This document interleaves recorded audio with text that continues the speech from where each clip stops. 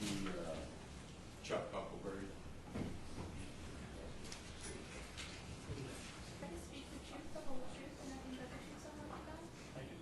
So Huckelberry, if you have a seat there. Can you bring your water? Sure, please.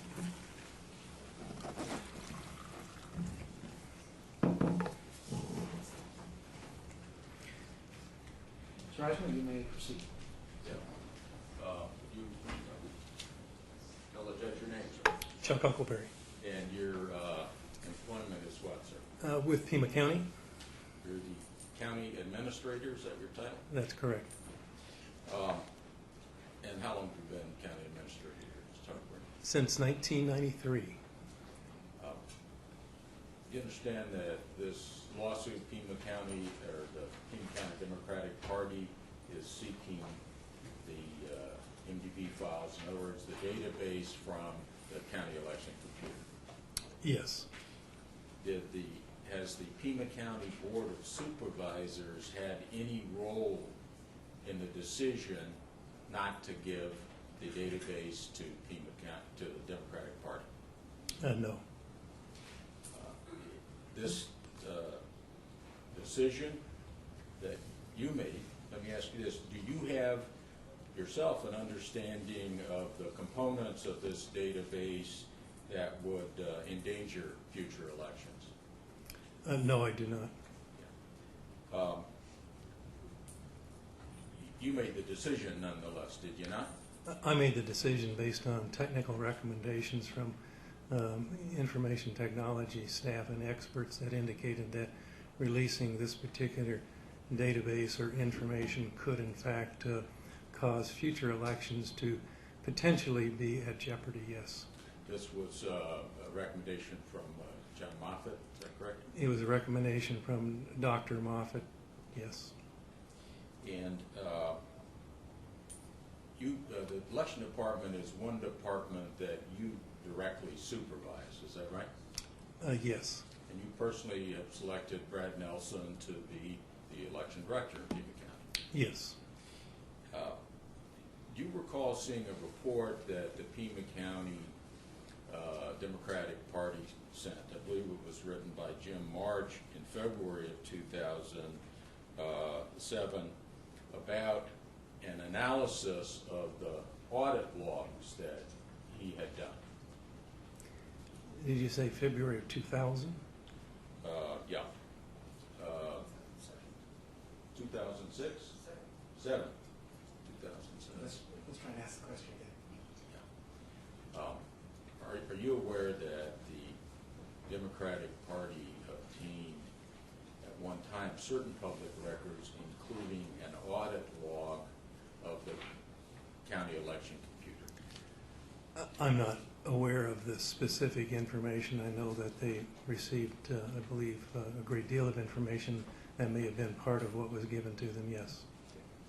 But are you aware that a report was then later sent directly to you that informed you and the Board of Supervisors that Brian Crane had been printing summary reports during elections before the polls closed?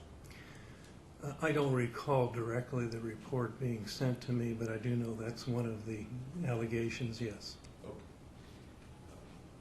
Once you knew that allegation, have you at any time asked for an internal investigation of the activities of the election department? No.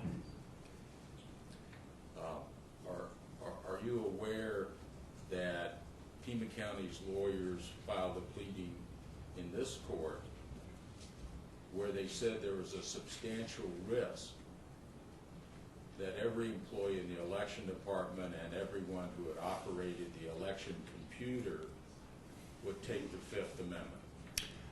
Objection, Your Honor, it's not relevant that it misstates the record. Response? Well, I think it's relevant. It's attorneys for Pima County that made that assertion in court. I just want to know if he was aware that they had made that assertion. The objection system. Has anyone informed you that there was some substantial risk that the employees in your election department would take the Fifth Amendment? The only individual that I knew of was going to potentially take the Fifth was Brian Crane, because I think there was a specific allegation that he had altered or had done something to the RTA election, and based on my request to the county attorney, who in turn turned it over to the Attorney General for an investigation, that there could be a criminal complaint, and that the only one that I was aware of who was under the allegation who had done this was Mr. Crane, and I had assumed that Mr. Crane, if he obtained separate legal counsel, may take the Fifth Amendment. Yes. You've asked John Moffitt to do certain things and look over the election department, have you not? I've asked John Moffitt to look into the technical issues associated with electronic voting tabulation, computer systems that are involved in the election process. How often have you met with Dr. Moffitt concerning the election department? Oh, probably a number of times. I can't tell you the number. During any of those meetings with Dr. Moffitt, did he tell you that he was here in court and heard an argument from the county lawyers saying that every person in the election department, there was a substantial risk that they'd take the Fifth Amendment? Senior Judge. Well, before you answer, what I'm concerned about is actually attorney-client privilege. Are you asking for what advice? Oh, no. What I'm asking is whether John Moffitt, who's not a lawyer, since he's meeting with Moffitt on a regular basis, and there's an allegation that everybody's going to take the Fifth, whether Moffitt told him that, because I'm surprised that there's not been an internal investigation of what's going on in that department. I'll allow you a discussion, but it's getting a little tenuous. Do you recall the question? Yes, I do, and no, Dr. Moffitt never mentioned it to me.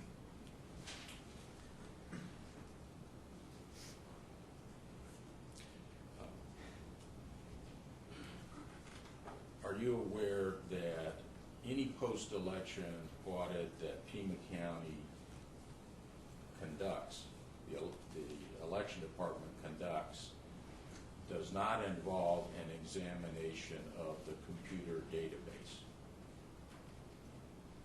Yes, I believe that's correct. And would it be true that Pima County has never, or at least prior to this lawsuit, has Pima County ever done an investigation of the contents of the election database? There's never been an allegation that there was needed to be an internal investigation or analysis of the database. Okay. So you're by trade an engineer? Yes. Yeah. And you're familiar with computers, correct? If you consider I think a HP 35 a computer, of course, I'm dated in the technology area. Obviously, if I had my engineering education 30 years ago, it's dated when it comes to information technology. Well, I'll have to consult and find out what an HD 35 is. So, It's a you're a step ahead handheld of me. computer. You're aware, are you not, sir, that computers can have bugs, that computers cannot operate correctly? A lot of things, mechanical and electronic, have bugs and don't operate correctly. Yeah. And you're aware that all of the ballots in Pima County are counted by a computer, are you not? Yes, they, I think, always have been since my tenure with the county, which is probably over 30 years. Yeah. And in that 30 years, are you aware of any time where Pima County has done an analysis or an examination to verify the accuracy of the database of what was happening with that computer? The closest it probably came to that was in 1994 when we were still on the punch card system, and the audit indicated that a precinct had been counted once and then uncounted in an election. In 1996, you were involved a bit with an election, were you not, by instructing Brian Crane to merge data from two different election systems?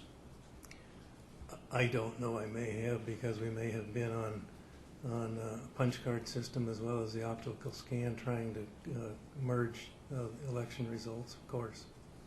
Anyway, the bottom line is Pima County, as far as you know, has never examined or audited to see what was going on with the database.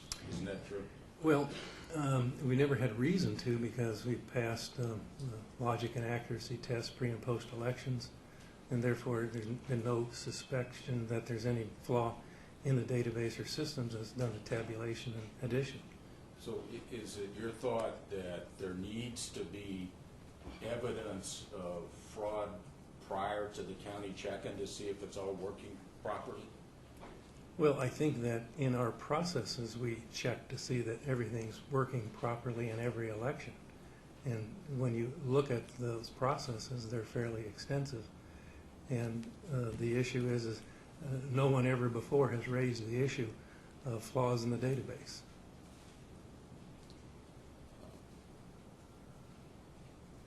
Are you aware of allegations that Brian Crane would take CDs, copies of the database home with him? I was aware of that after, I believe, the depositions, and I asked about that, and the answer I got was that prior to having a fire safe in the Division of Elections back in about 1999 or before that, he took home, I believe, I don't know if it was a database or the information on the runs that had been made on early balloting in order to ensure that he had apparently recovery information should the original be destroyed in between the next day of starting tabulation again. Again, this whole issue of trying to establish a fail-safe system of having that information available should the original be destroyed for whatever reason, fire, theft, something happening with the equipment. That's the only thing that I know of, and I understand that perhaps Brian had continued to take home some of the what we call backup disks for the of the office computers that were a separate system from the election computers, and then that stopped when the Information Technology Department began providing the backup. Again, it's a data recovery, a disaster recovery that's required today in most essential computer operations. Does the county have a plan for disaster recovery? Yes, we do. And does the county have standardized policies about what should happen with backup computer information from its various departments? Well, it's to be backed up and stored at another location so that if a disaster occurs, you can recover from that and restore the original data systems. Does the county provide that other location? We have them today, yes. Yeah. And is it county policy that the backup information be taken home with people? Well, now that we have systems that are other than somebody's home, no, of course not. When did you get that system that's other than somebody's home? My guess is that a lot of that took place again in '99 when the fire safe finally got made available to the Department of Elections. That was the computer election data. The office data probably stopped a couple of years ago when information technology began providing the backup in remote sites. We've been working and developing backup systems for probably 2 or 3 years now. It was an audit exception in our audit with the State Auditor General, and something we've been working to correct. And it's been only in the last couple of years we've been having backup computer systems that are different than the downtown location, because even the downtown location is deemed to be vulnerable. So as of 1999, when the county acquired the fireproof safe inside the election department, was that safe to be utilized to safeguard the backup data for the election department. I assume that's what they were using it for, yes. It made sense. I mean, I've been asked to criticize an employee who probably was doing what he felt was best to protect the integrity of the data and information should a disaster occur. And I think it was correct action on his part. You think it was a correct action? Yes. You think that after 1979, after a fireproof safe is sitting in the election department, that it would be correct for an election employee who's running the computer to take a CD disk home with them of election data instead of putting it in the fireproof safe? I don't think he did that. Yeah. Would that be appropriate if he had done that? I don't think he did it. Yeah. Why don't you think he did it? Because what I understood is probably he took the office documents, which is the word processing, the accounting, the time recording, because he is in fact the information technology officer for that department, which has more responsibilities than just simply running the tabulating computer for elections. Did you learn that the backup data for the office information was on tapes, like a little cassette tape? That's what I've heard, yes. Yeah. And did you learn that the election computer has a CD burner and that the backup information on the election computer is on CDs? I don't know. I mean, CD tape, I don't have any idea. Yeah. Have you learned what the risk would be with election employee taking home the CD backup of an election? I don't know that the employee took home the CD backup of the election.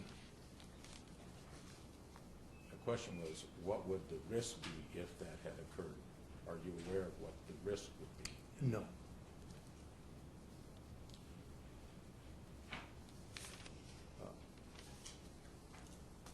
Is it appropriate for an employee to take home even a tape with all of the all the information of hundreds of poll workers with their Social Security numbers, addresses, and other personal information on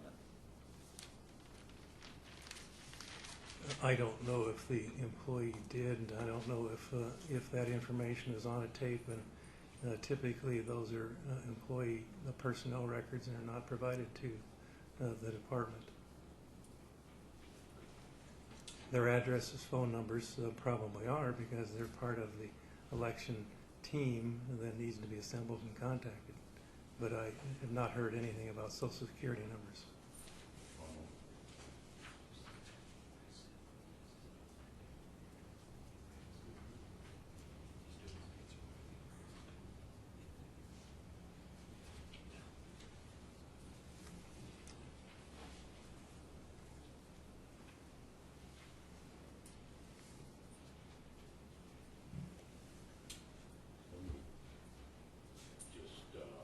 Sort of get away from just the one issue of if it happened, but would it be appropriate if that happened? What would be appropriate? Would it be appropriate for an employee to take home backup information that contained personal information about hundreds of people, What personal information? such as Social Security numbers, addresses? Again, the only thing I would be concerned with would be Social Security numbers. The other I would not be. They signed up, they're employees, they're temporary employees, they're here to be employed for a purpose. We need to have their address, we need to have their contact information to provide them instructions with regard to the election training, etc. The information that you have about what was taken home and not taken home, the tapes and this and that, did that come from a source other than your attorneys? The only thing, just my attorneys, and the only other information was Dr. Moffitt, as I inquired about what was taken home. Thank you. That's fine. Cross-examine?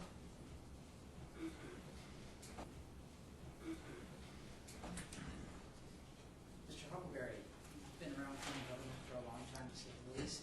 When did you start really getting involved with elections? I probably got involved in elections probably in, I would say, the mid to late 1980s.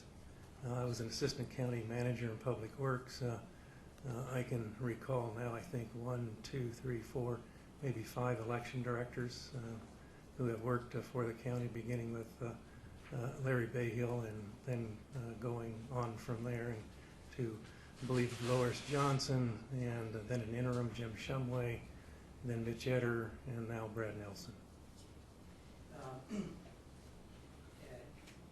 Was it 1994 that the Division of Elections went from the supervision by the clerk of the Board of Supervisors to the county administrator? I believe that was the date. It was pretty close to after I became county administrator in December of 1993.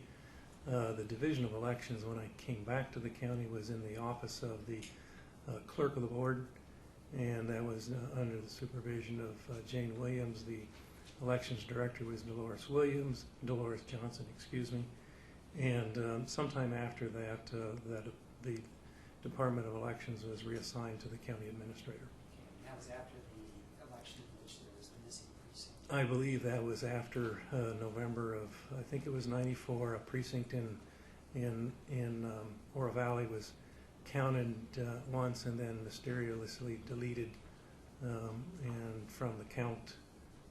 And I think obviously a great deal of investigation occurred then, and obviously the outcome of any election wasn't altered because of the number of votes that were not tabulated. But the election director was replaced shortly after that? Yes. And the elections director shortly after that was Jim Shumway, who had been, I believe, the former Secretary of State. He was hired to do a pretty extensive performance review and audit of the elections division, and to recommend changes, and to then help in search for a replacement election director. And out of that process came the reforms, I think, that Mr. Shumway put in place that I approved, and the hiring of Mitch Etter, who was then the elections director of Pima County.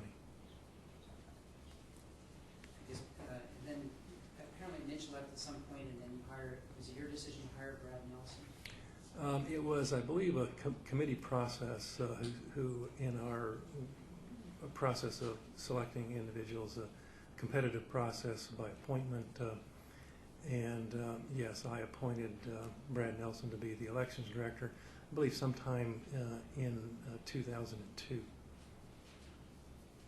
From your training, from all of your experience with county government, do you have an opinion as to whether the quality of the management, professionalism of the Division of Elections increased over time? It's my opinion that it's increased and improved, and I think rather substantially. I think back on how these other elections directors would have withstood the pressure that the present one's under with regard to this and other matters, and I don't think they would have made it. My view of the present management is that it's more than adequate, and it is in fact professional. Is it the best you've had? Yes, I would say it's the best election director I've seen in Pima County in about the last 15 to 20 years. There's been a lot of accusations about circulating around the media with respect to Mr. Brian Crane. Have you had a chance to meet Mr. Crane? Yes, I have met with Brian previously, and probably worked with him in other elections. Unfortunately, I probably don't get to spend as much time as I probably should with a lot of employees. But my view of Mr. Crane is that he is very trustworthy and he's honest. And what happens is that, and I think I put that in my report, because they've not been challenged in certain areas. They haven't thoroughly documented many of their actions and things, and it's led them to be subject to criticism. And it's probably valid criticism, and it's something that we're trying to and will correct.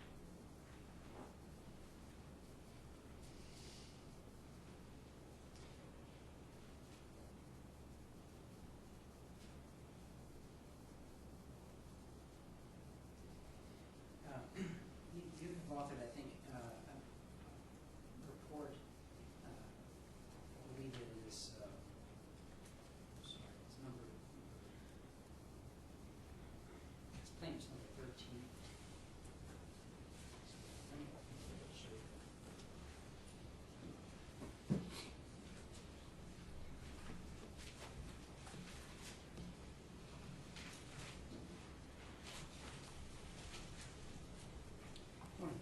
survey was marked as Exhibit 13.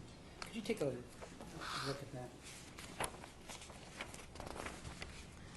Yes, it's a report that I prepared and directed to the board, and it was a report that I felt was necessary in order to report on the outcome of the Attorney General's investigation into the allegations regarding the Regional Transportation Authority, and also sum up a lot of other issues that had been raised in this process to try and determine how we can improve the security and integrity of the election process, primarily in the area of computer tabulation. And it is a report I sent to the board on October the 19th. I sent it out widely to and for other review by experts in the area of computer technology and elections, the parties, the observers, and other individuals. And it is still a process in work, which means that we were going to hold, and we will, they've been scheduled public meetings in the next couple of weeks, 4 of them, throughout the county to gather public input. It's been posted on the county's webpage since its date of publication, and inviting public comment through interactive email. I think we've got about 4 comments, and it is a document that ultimately all of the comments will be summarized and sent to the board for their final action with regard to the recommendations I've made in it to improve the processes of security and improve the processes of adding to election integrity from the point of view of documentation, safeguards, and checks and balances, I guess is probably the best word to use. Have you received comment yet from the Democratic Party? No, I have not.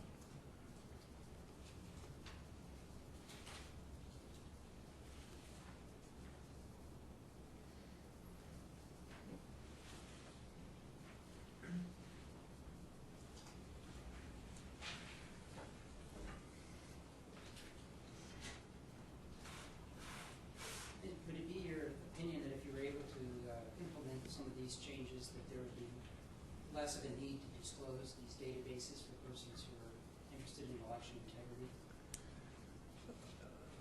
You know, I believe so. I believe that, you know, one of the things I have to do as county administrator is trust the expert and technical advice I get. And you know, part of these recommendations are based on that. And they basically offer to prove the integrity of the election and to alleviate any fears that there's been any internal tampering with that.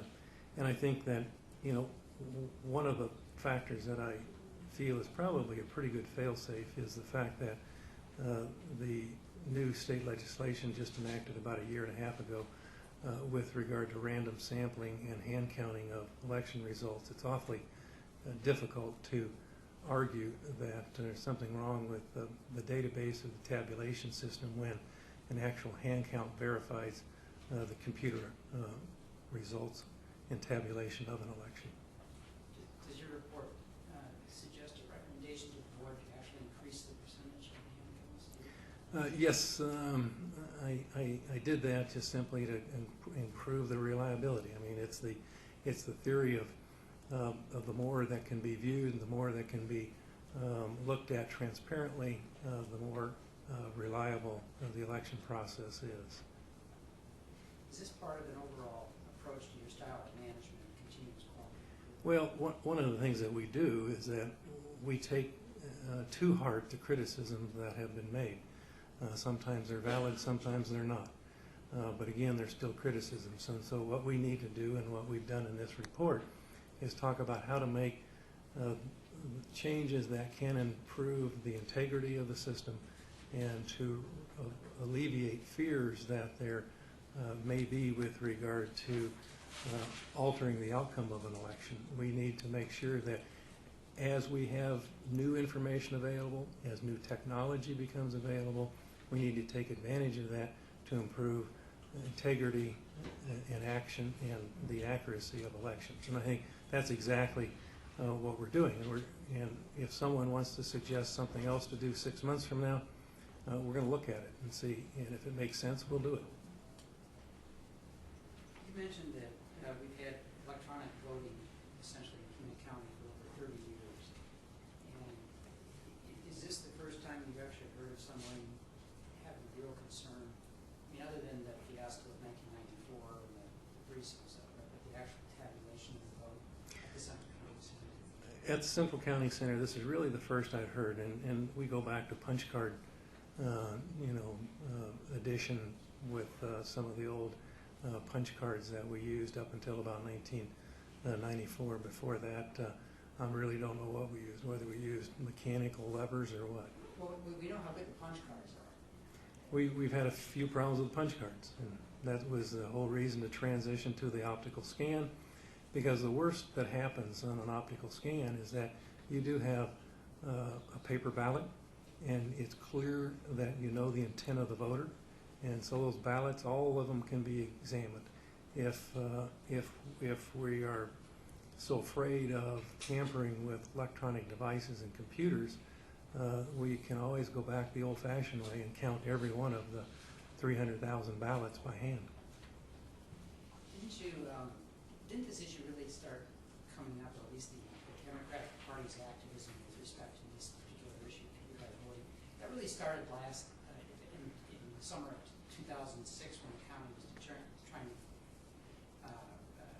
determine how it's going to comply with the Help America Vote Act and the purchasing of the touchscreen devices. Is that correct? Yes, that was quite controversial, probably still controversial today, the touchscreen devices by Diebold and whether there's a paper record or not. And the problem the county had is that we had purchased originally, and I believe 94, 95, 96, what was called then the Global Elections Management System. That's how you get GEMS. And then GEMS, I believe, was bought by Diebold. And so Diebold is a successor to GEMS, and they're the ones who produced the touchscreen devices. And the federal government said, you local government, through the Department of Justice, you shall, comply with the Help America Vote Act. If you don't, you're in violation of federal law. On the other hand, I believe the Democratic Party had great concerns about, the accuracy and reliability of the touchscreen devices and whether or not you could, in fact, replicate or duplicate the intent of the voter. And that's why we have the little scrolls of paper like an adding machine register now. And I don't believe that's probably very optimal. But I think our choice was to, listen to the Democratic Party and not use them and be in compliance, or not in compliance, and be in violation of federal law. And we were between a rock and a hard place, and so we chose to be in compliance with federal law. And there was a lot of political heat on that issue. There was a lot of division. And in fact, then you started getting,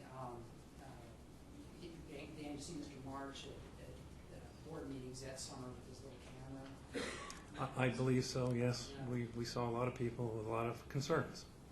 And then you, I know, at some point got Dr. Moffitt in the process, is that correct? To work for the Democratic Party? Yes, we had done the great deed we thought was a good deed, and we now know all good deeds do not go unpunished. Providing the Elections Division a new location, a new tabulating room, new computers to conduct elections, and we're going to upgrade and modernize. And our architects who designed the facility, their view of security is to put everything behind walls and secure it so no one can tamper with it. And that's the architectural version of security. Well, that turned out to be the exact opposite of what people wanted. They wanted to see every wire and cable and what it was connected to and what it wasn't connected to. And so about that point in time, I got Dr. Moffitt involved and said, get out and see what we can do about fixing and improving security. And at the elections tabulating center, we rebuilt the building, put all the external wiring and racks so it can be seen and traced. We installed live video cameras so people basically can't pick their nose without being seen. We then basically installed mag cards for security and matched those, and only certain people could get into the counting rooms. So we did a great deal of additional work to improve the security of that system.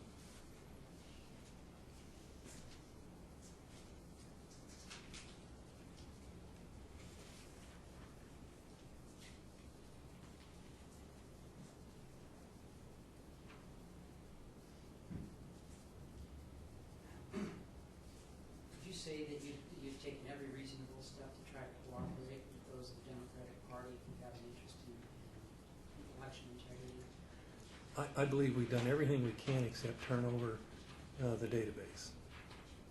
I have no further questions, Ms. Willis. Redirect, correct. Yes.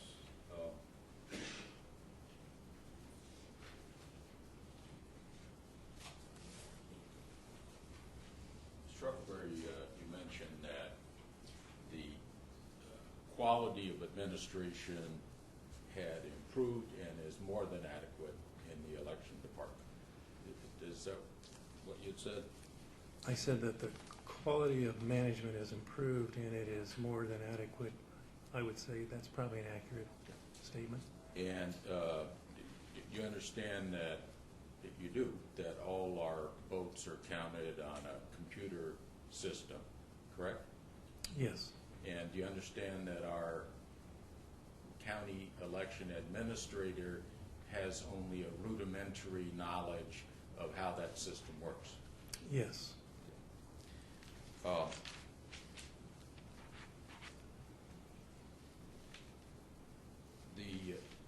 Would you say that the Democratic Party's efforts, the Pima County Democratic Party's efforts, have been helpful to the county in improving security of your system? Yes. The party has tried to educate the Board of Supervisors and your office about security risks, have they not? If that's the way you would, I mean, they have written to us about issues and security, and we've taken those into account and made appropriate and reasonable changes. Yeah. I don't know if I'd use the word educate. Well, gosh, wasn't each member of the board given like a 3-inch binder of information dealing with election risks and election securities? I'm not sure whether they were or not. Okay. You attend, of course, all the meetings. Yes, I do. Yeah. And the kinds of risks that the Pima County Democratic Party was talking about at that time have been confirmed later, have they not, in studies that have come out, analyses of source code, of Diebold and so forth, I'm going to object to that hearsay. you're using in Pima County? I assume that I believe the Secretary of State released a report that California turned around, decertified some equipment, and turned around and recertified it. I don't know the details of it. And do you recall personally meeting in January or February of 2006 with Dr.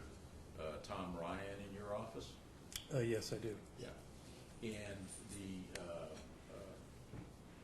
topic of that meeting was to help educate you and encourage Pima County to examine alternatives to the Diebold TXS machines. Isn't that correct? I believe that was correct, and I cannot remember which generation of Diebold TSX machines we were talking about at the time. The one Pima County was considering purchasing. There was probably one we were considering purchasing and one we purchased, and I'm not sure. All I recall is that there was at least one generation of those machines that did not have a, quote, paper trail, and there was the ones that we purchased that does have the paper trail. Are you aware that the cost per vote is something like $4,000 for every vote cast on those machines? Yes, I think I did that calculation in one of my reports to the board, yes. And you recall Dr. Ryan was suggesting that this was an expensive system and that there were less expensive systems that the county should consider. I believe the county looked at other systems but were required by the Secretary of State to purchase compatible systems that went with the optical scan machines, and the cost is relatively, at this point, while it's a fact, it's not that important because to not comply probably would have been more costly in litigation with the Department of Justice.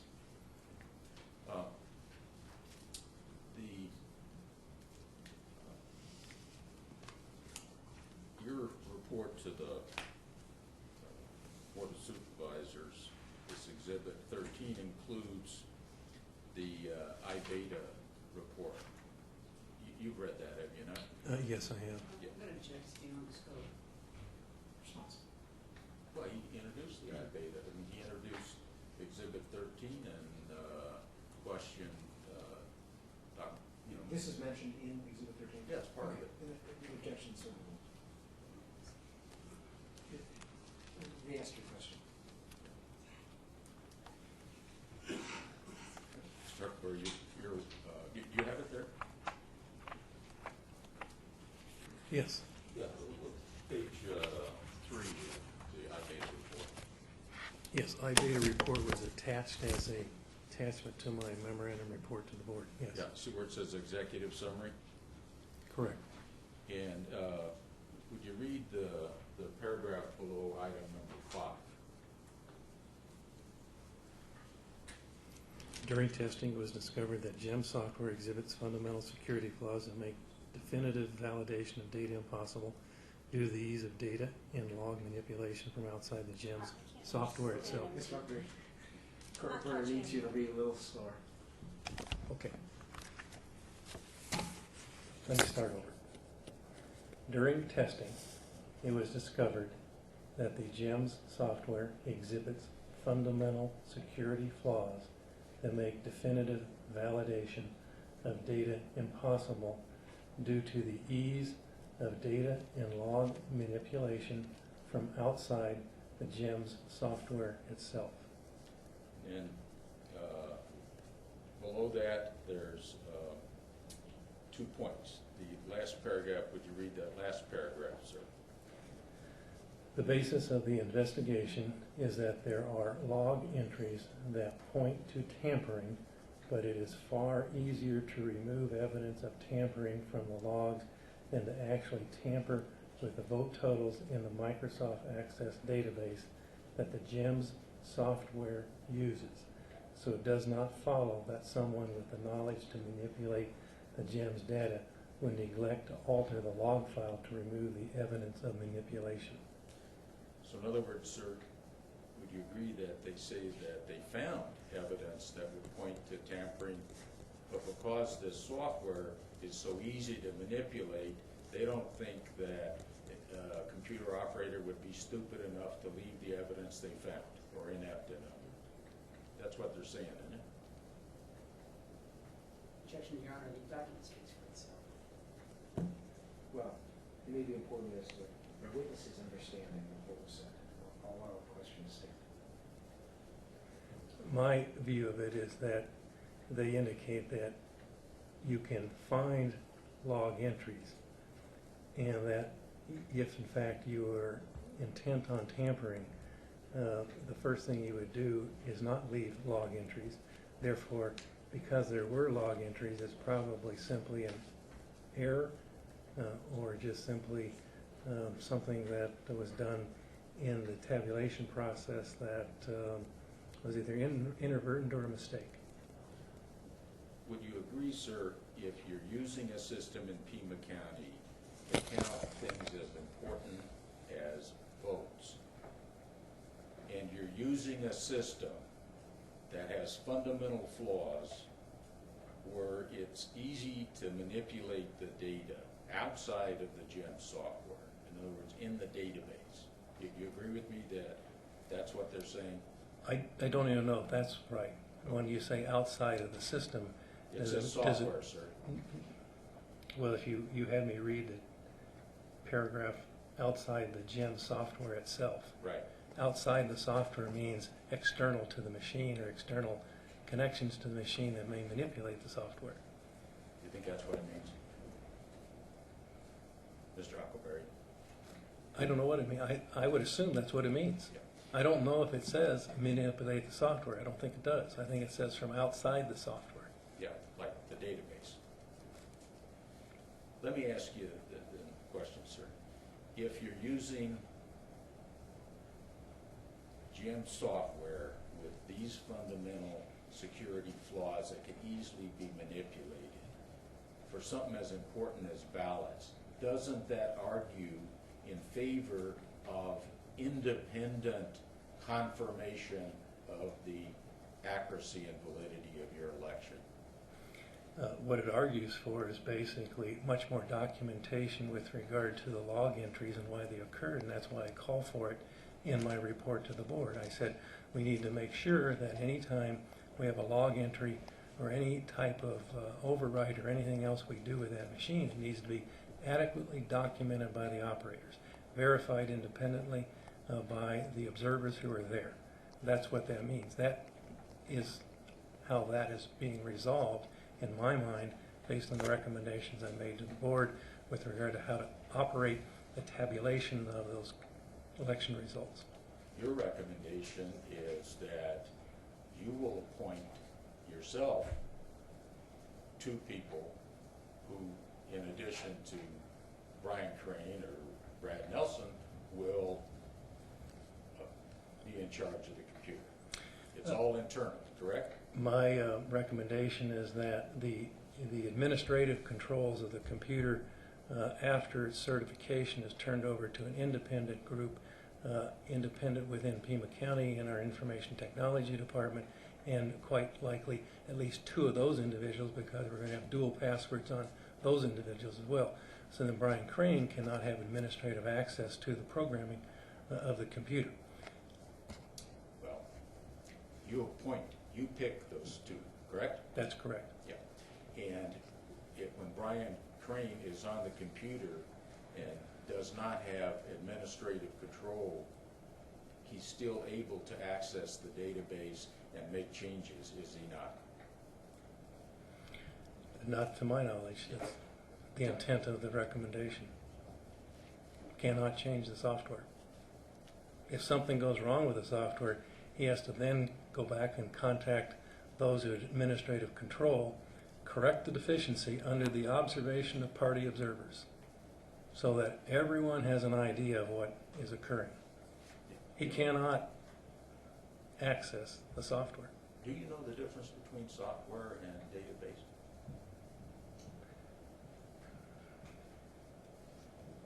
Software and databases, sure. What's the difference? Well, database is a series of information, tables, numbers. Right. Software manipulates it. Right. So I'm going to check on foundation ground. No, you're right with me. So the tables with the numbers, that database thing, Mr. Crane will still be able to access all of those things, will he not? I can't answer your question because you asked me a generic question about software and tables, and now we're on to the specifics of the GEM database or the GEM software, and I don't know. Okay.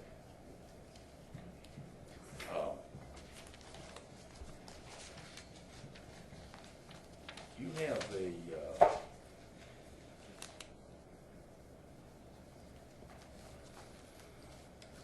an article you attached to help educate the board on secure electronic voting. That would be the last part of that submission. Yes. Yeah. Well, not the last. Actually, the last is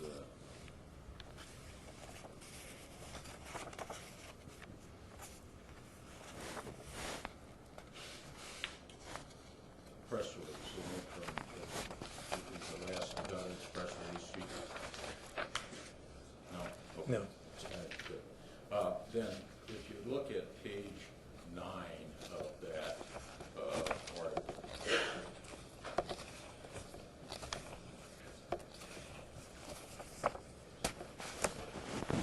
in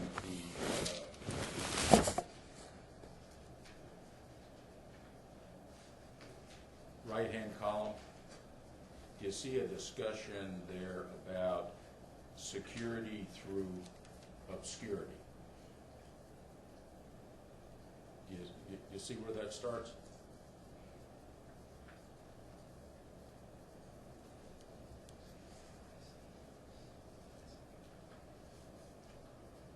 Yes. Mm-hmm. Yeah, would you read that paragraph in the article that you've given to the supervisor?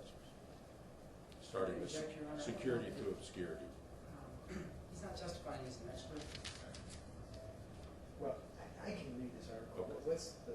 Yeah, would you agree, sir, that what this article says is that security through obscurity has long been derided as an ineffective safeguard against attackers?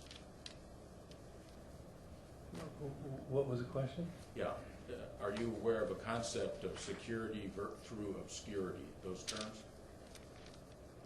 No, Oh. Now, you're, other than what's written here, which is some author's opinion. are you aware of any instance in the United States where a political party or anyone on the outside has attempted to hack into an election computer system? No, Would you agree that the risk is from insiders because they're the only ones that can get access to the machine? No. Jack is outside the scope. Overruled, the answer will stand. Your system, if I understand it here, relies on the impeccable individuals of high character that you've chosen to operate the computer. What I've said is probably one of the most important safeguards is the people operating the systems. That the more checks and balances with those people, the more likely it is that you cannot have a failure at that level. I've also indicated that there are very real risks from outside, and the intervention processes and the things that we've recommended should resolve those. As you well know, a conspiracy of one is easy, a conspiracy of three is impossible. So your system, of course, relies on the trust and relies on those particular individuals, correct? Dozens of individuals, because it's not only the individuals who are operating the systems, but it's also the observers who are observing those processes. They're typically knowledgeable individuals themselves and skilled in the area of computers and computer science. Well, when a computer is operating, no one can know what's going on inside that computer without examining the database, can they? That's part of the process and the responsibility and obligation of the entities who run elections. In the case of state, it's the Secretary of State and County Elections Division of the county. And I think what's important is that the fail-safe backup is in fact the random selection of paper ballots for human verification. Are you aware that Dr. Ryan has testified that that is, while the rate improvement is not adequate? No, I'm not.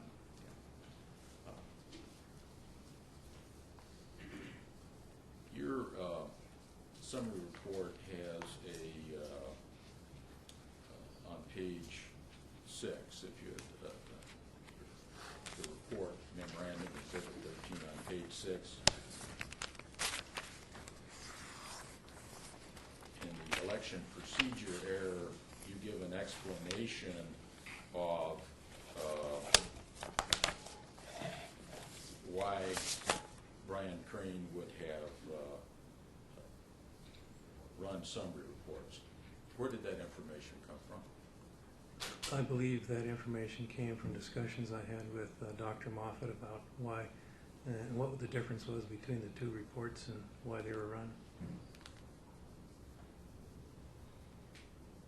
And the explanation given was that it was to validate the actual physical number of ballots counted compared to the number of ballots submitted to the recorder's office. Or the number of ballots that were submitted by the recorder, verified by election staff, and then actually run through the computer, yes. Okay. Did anyone mention a cards cast report?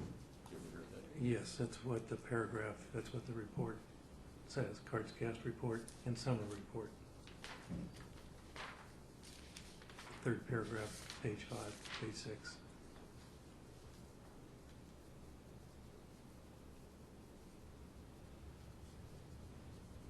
Okay.